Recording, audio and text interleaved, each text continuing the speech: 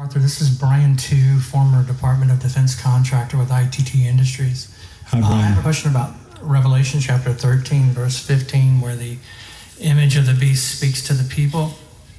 Mm-hmm. We know in the Department of Defense now that they've moved away from artificial intelligence and are using artificial life, remote neural networks with a will, intellect, and emotion of their own. We know that the Iraqi army in the first Gulf War surrendered to the Americans with their weapons dismantled because they believed that their God, Allah, had told them to dismantle their weapons. That's what a reporter found out. Could this be the mark of the beast, the weaponization of neuroscience? We know the answer, but I'm asking you from a theological perspective, could this be the mark of the beast, mainly the weaponization of neuroscience and these new highly advanced conscious supercomputers called exascale systems? Yeah, I think it all fits in. I mean, God has to know that it's coming. He's always known that. Artificial intelligence, for most people, unless you're there looking at whatever this machine is indistinguishable from a real person, right? Well, it's a virtual interface they're using.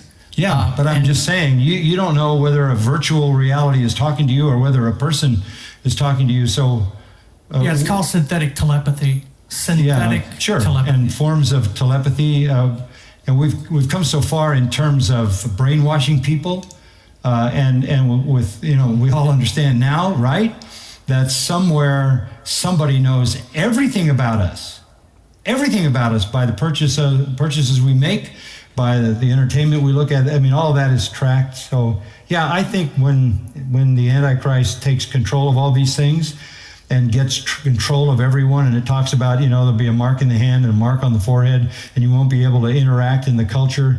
Maybe that's an implanted disc instead of a credit card you might lose, but maybe it's another form of control. And neurological control is not beyond possibility in the world in which we live. And I think all of that very likely will fit into the toolkit that the Antichrist will use to manipulate the world. Can I also ask you one more question? Sure. Being former Department of Defense, we know that there are many thousands of underground bases around the world, including here in the U.S., some of them quite massive in size.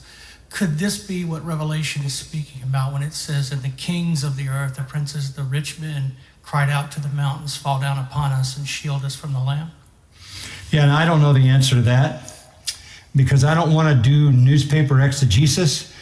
So when you go back and you deal with the Bible always with what's called authorial intent. What did John see in the vision? What did John understand? Obviously, he wouldn't understand all these things.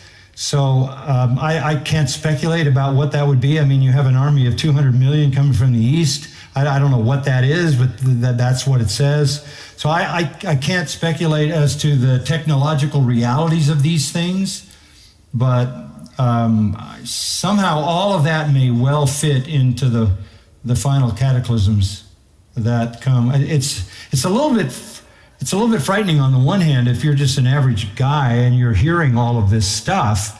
This it used to be simple, like Big Brother is watching. Now not only is Big Brother watching, but he's controlling how people function and even how they think. And those are frightening realities. This is a time for us to think biblically and be in the Word of God, think the thoughts of God. What's going to unfold in the end, I don't know, but I do believe this. We're going to go in the rapture before it starts.